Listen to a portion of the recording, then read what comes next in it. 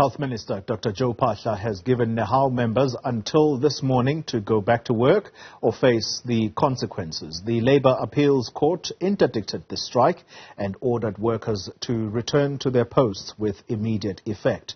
The Health Department has welcomed the ruling, saying patients' lives should come first. Workers affiliated to Nehawu downed tools last week, demanding a 10% salary increase, while the state has put 4.7% on the table.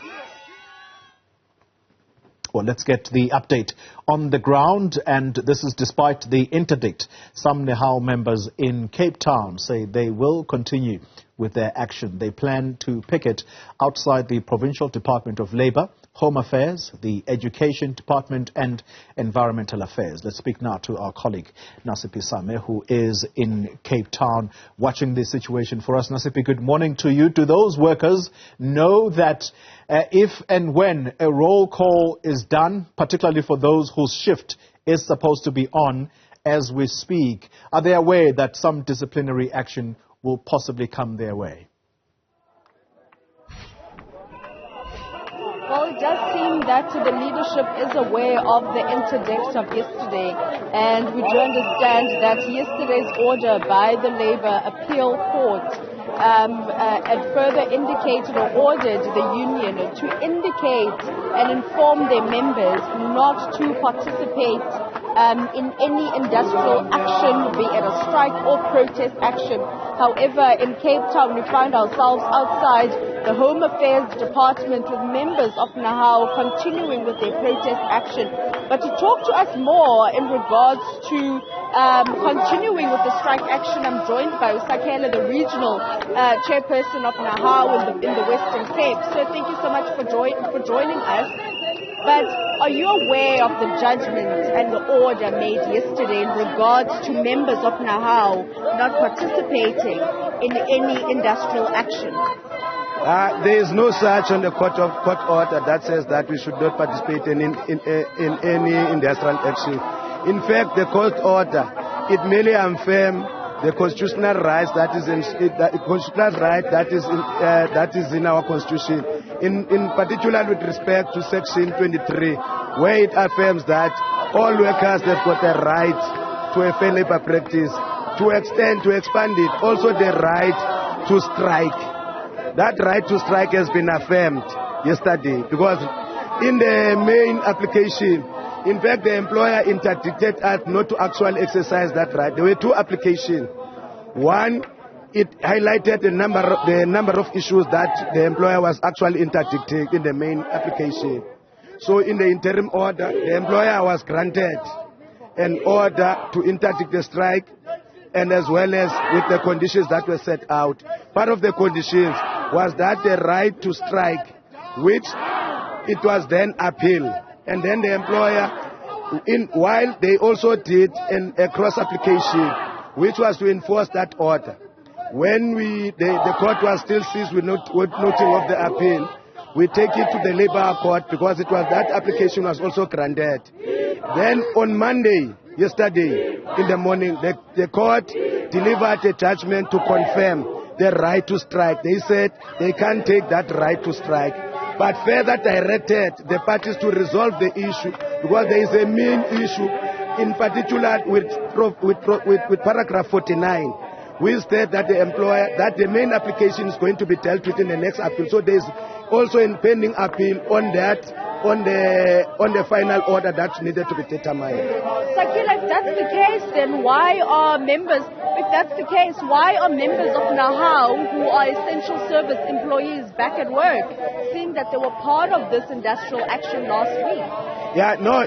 In fact, the essential services, the national leadership work with the hospitals, including with various leaders, to say the categories of the people that must go back to work. We even communicated that before there was even the judgment of yesterday, to say, look, we want to ensure we're a responsible union to maintain that the provision that concerns the Constitution, the right to life. The EMS, we've communicated that the hospitals will have a free will, the hospitals will be operating, but not everyone that works at the hospitals are essential services. The people that are cutting grass, or who are cutting grass, they are not essential services. The cookers, they are not essential service. The administrators, the admin clerks, they are not essential service. Because in their withdrawal of their labor, it's not going to in any way affect the rights of the patients to life.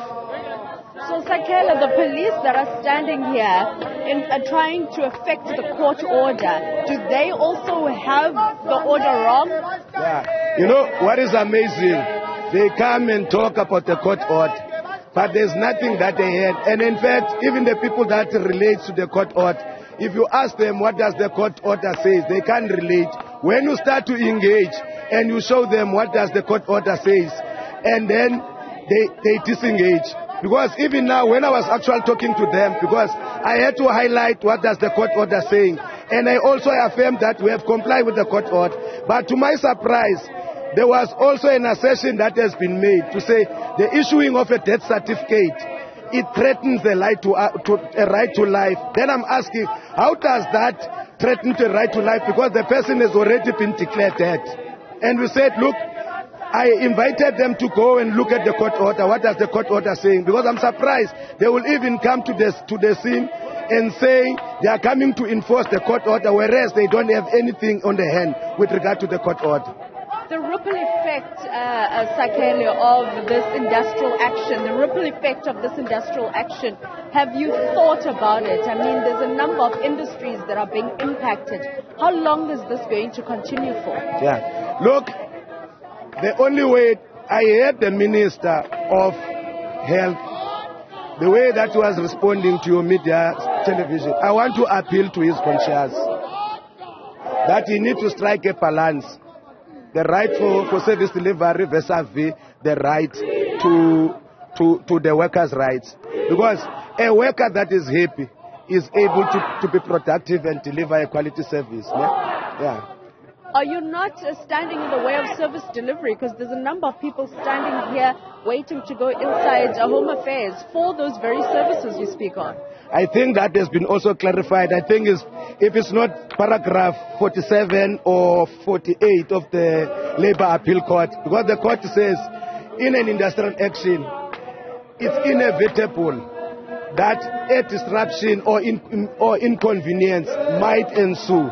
That's why the court, it says on paragraph 49, is mandating the parties that they must go and look and revisit, and that there is a distrust between, the parties need to work on that. So I want to appeal to the public that we are not doing this because we love it, but we are doing this also because part of what we are raising, we want more job opportunities of the unemployed, because there's a lot of vacancies. There are many managers with poor service deliveries that is there. Thank you so much, Sakele there of Nehawu, the regional chairperson. We'll just show you some of the members that are actually here participating in this industrial action. I'll just ask my colleague Thabo to show you some of the residents or members that are actually here outside the Home Affairs in the CBD hoping to get those services. However, from what we heard from Sakele, it seems like everybody else read the court order from yesterday wrong, and they have a different understanding of what that order said. And we did hear from him that essential service workers are back at work. However, they vowed to continue with their strike and industrial action up until such a time government is willing to meet their demands. Nasiphi Same, thank you very much for that comprehensive update there live for us in Cape Town.